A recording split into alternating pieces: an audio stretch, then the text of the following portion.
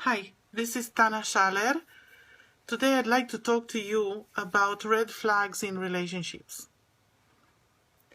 If you've ever had any kind of personal relationship which turned out to be sour, at the very best, dysfunctional, at the very worst, maybe abusive or harmful, maybe in the short term harmful, maybe it turned out to be a toxic relationship, and you realize later on, after being harmed and hurt, you realize that there have been red flags all along the way, from the beginning, and for some reason you only saw them afterwards, when it was too late, when you were hurt, when you were tired, when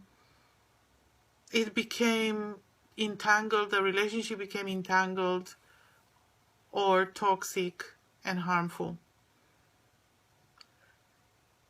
And for some reason, you didn't notice those red flags, or maybe you noticed the red flags and you didn't act upon them, or maybe you noticed the red flags and misinterpreted sign of caution and threats, maybe were interpreted as signs of love and falling in love and attraction.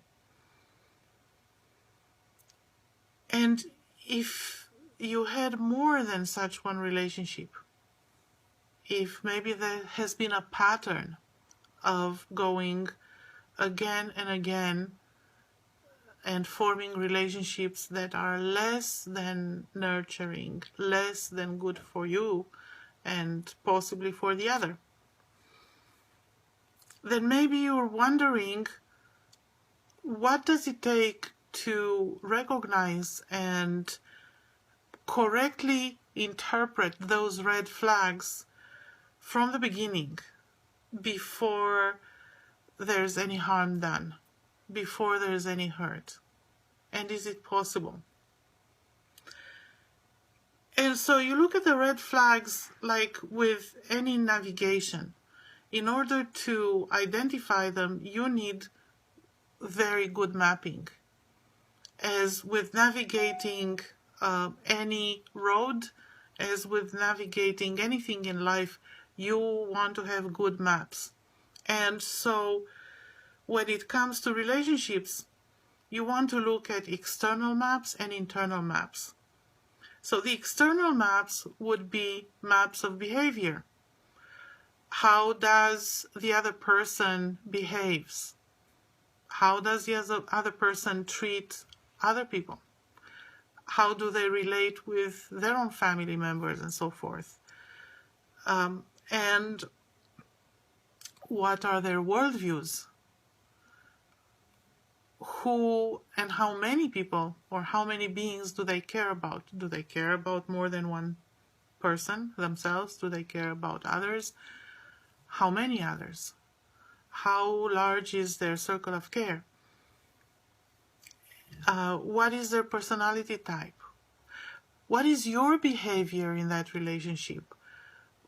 How are you behaving and who are you becoming when you're around that person? What are your friends telling you about the relationship that you're forming or considering to form? What are your friends telling you about who you are when you're around the other person? These are all external maps, and they require some study, and they can be complex. Now, the internal maps are among the world of your feelings and emotions. So your feelings are information. Body felt sensations and emotional feelings, they tell you exactly whether something is nourishing and nurturing, or whether it is toxic or harmful, whether a relationship or a person or even a conversation is enhancing you, invigorating you, expanding life and affirming life, or whether it's diminishing you, taking away from you, making you tired, and so forth.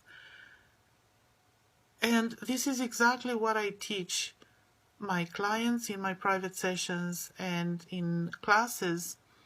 It is an application of embodied mindfulness. So mindfulness, paying attention to your own body in very specific terms with applications to relationships and to making choices and to making sound choices in relationships.